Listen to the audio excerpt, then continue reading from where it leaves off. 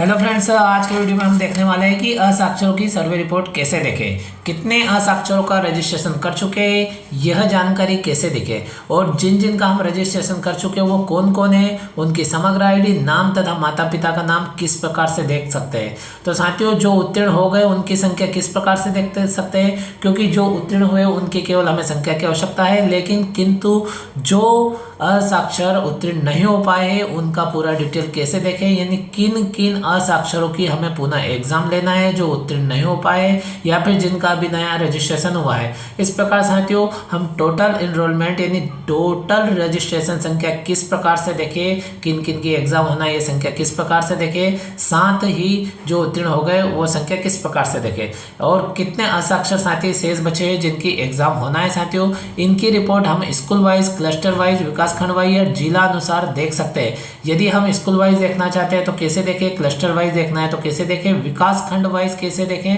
और जिला वाइज किस प्रकार से देख सकते हैं, यानी हम नामांकन रिपोर्ट देख सकते हैं और साथ ही टोटल एनरोलमेंट जो हुआ है उन सब की संपूर्ण जानकारी भी देख सकते हैं और जिनकी एग्जाम होना है उनकी भी संपूर्ण जानकारी देख सकते हैं। तो साथियों, इसके लिए क्या करना होगा, तो साथियों इसके लिए हमें अपने मोबाइल के किसी एक ब्राउज़र के सर्च बार में जाना होगा और उस ब्राउज़र के सर्च बार में RSKM पे टाइप करना होगा। वहाँ पे साथियों हम टाइप करेंगे RSKM पे, तो आप सभी जानते हो कि राज्य शिक्षा केंद्र की लिंक आ जाएगी, उस पर हमें क्लिक करना होगा। जैसे इस पर क्लिक करेंगे तो इस प्रकार से लॉगिन पेज हो जाएगा। लॉगिन पेज पे जैसे ही हम आ जाएंगे साथियों, तो यहाँ पे आप सभी जानते हो कि यहाँ पे हमें यूनिक ID तथा पासवर्ड डालना है। तो पासवर्ड के रूप में हम डेट ऑफ बर्थ का यूज़ करते हैं, किंतु जिन साथियों ने अपना पासवर्ड चेंज कर लिया है वो अपना नया वाला पासवर्ड डाल दे और दिया गया सेम कैप्चा यहाँ पे फिल कर दे। तो साथियों हम ये जानकारी फिल करके लॉगिन कर लेते हैं। साथियों आप स्क्रीन पे देख सकते हो संपूर्ण जानकारी हमने फिल कर दी। अब लॉगिन पर क्लिक करते हैं। जैसे आप लॉगिन पर क्लिक करेंगे तो इस प्रकार से राज्य शिक्षा केंद्र का जो पोर्टल है वो ओपन हो जाएगा। साथियों अब यहाँ पे हम संपूर्ण प्रकार के कार्य समय समय पे करते रहते हैं। साथियों तो हमें आज असाक्षरों से संबंधित जानकारी, उनकी रिपोर्ट देखना है, उनका डिटेल देखना है और आज तक हमारे द्वारा कितने असाक्षरों का रजिस्ट्रेशन किया जा चुका है, यानी कितनी संख्या बढ़ चुकी है, ये सब जानकारी देखना है। तो साथियों इसके लिए आप सभी जानते हो कि यहाँ पे NILP लिखा हुआ है, यानी इसके ऊपर हमें जाना होता है। तो NILP पे हम क्लिक कर लेते हैं, जहाँ पे हमको कई प्रकार की रिपोर्ट देखने को मिल जाएगी। तो साथियों ये कई प्रकार के ऑप्शन दिए गए, जिस ऑप्शन पे जो लिखा हुआ उसके अनुसार वह रिपोर्ट हमको देखने को मिल जाती है। साथियों ब्लॉक वाइज विजिट जानकारी यहाँ पे मिल जाती है, फिर उसके बाद में स्कूल वाइज विजिट रिपोर्ट, इसके बाद में रोल मैपिंग समरी रिपोर्ट, इस प्रकार देख सकते हो साथियों। लेकिन हमें जो जानकारी देखना है उसके लिए साथियों हमें सबसे ऊपर दिया गया स्टैटिक्स और सेकेंड नंबर पर दिया गया है रिपोर्ट सर्वे स्टेटस। तो साथियों हमको दूसरे नंबर के ऑप्शन पे क्लिक करना होगा। इस पे साथियों आप जैसे ही क्लिक करेंगे तो साथियों इस प्रकार से जो नया इंटरफेस है इस प्रकार से खुल जाएगा और आपको दिखाई देगा कि सर्वे प्रोग्रेस समरी।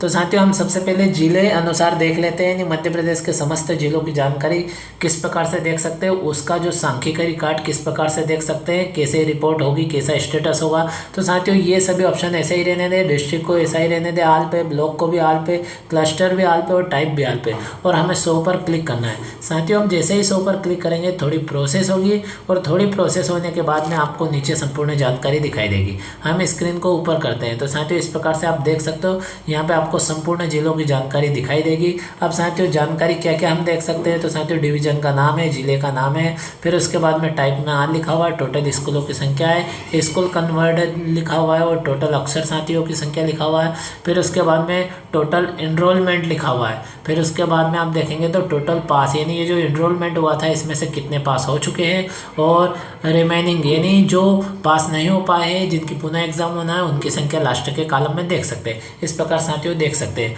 और यदि आप इनकी जानकारी देखना चाहते हैं कि ये कौन कौन है जो पास नहीं हो पाए हैं, तो साथियों इसके लिए आप देख सकते हो जो लास्ट में जो इनकी संख्या दी गई, यानी यहाँ नीले कलर में जो लिखा हुआ दिखाई दे रहा है, इस पर आप क्लिक करेंगे तो संपूर्ण जानकारी खुलकर ओपन हो जाएगी। जैसे आप देख सकते हो यहाँ पे लिखा हुआ कि 20,319। तो साथियों जिस जिले में यह जानकारी सामने लिखी हुई है, यानी संख्या लिखी हुई है, उस पर आप क्लिक कर देंगे तो उस जिले से संबंधित जानकारी ओपन हो जाएगी। इस प्रकार साथियों आपने यहाँ पे देख लिया कि जिला वाइज जानकारी। अब साथियों नेक्स्ट पे क्लिक करके अगले पेज की जानकारी यानी अगले जिलों की जानकारी हम इस प्रकार से देख सकते हैं। ये अगले जिले आ गए।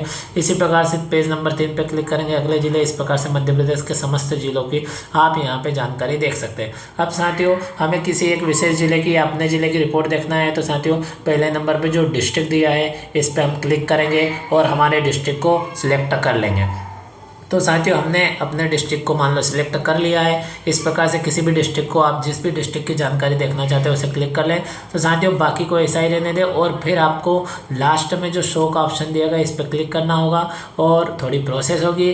फिर जैसे आपने जिला चुना, मान लो अशोकनगर चुना है या कोई भी A to Z जिले को चुनते हैं, उसकी जानकारी ओपन हो जाएगी। थोड़ी प्रोसेस होने के बाद में साथियों यहाँ पे आप नीचे देखें तो जिस प्रकार से हमने अभी जिले वाइज देखी थी, इस प्रकार से उस जिले की ब्लॉक वाइज रिपोर्ट दिख जाएगी, यानी सभी ब्लॉक की यहाँ पे रिपोर्ट दिखाई देगी। साथियों आप देख सकते हो इस जिले के सभी ब्लॉक लिखे हुए हैं, यहाँ पे आप देख सकते हो 4 ब्लॉक है, 4 ब्लॉक लिखे हुए और उनकी संख्या उसी प्रकार से जैसे हमने देखी। अब जो पास नहीं हो पाए उनकी जानकारी देखना है तो साथियों इस संख्या पर हमें क्लिक करना होगा जो नीले रंग की दिखाई दे रही है, तो संपूर्ण जानकारी खुल जाएगी, यानी समग्र ID, उनका नाम, माता पिता का नाम, डेट ऑफ बर्थ और किनके द्वारा पंजीयन किया गया है।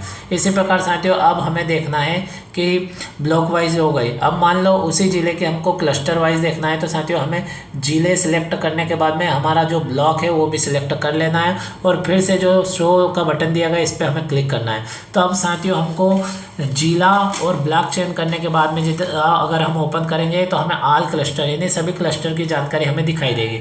तो साथियों आप देख सकते हो स्क्रीन को ऊपर कर लेते हैं तो उस ब्लॉक के अंदर जितने भी जो JSK जितने भी क्लस्टर है उनकी जानकारी ठीक उसी प्रकार से दिखाई देगी जैसी पूर्व में हमने जिले की देखी, फिर ब्लॉक की देखी, इसी प्रकार से क्लस्टर की जानकारी दिखाई देगी।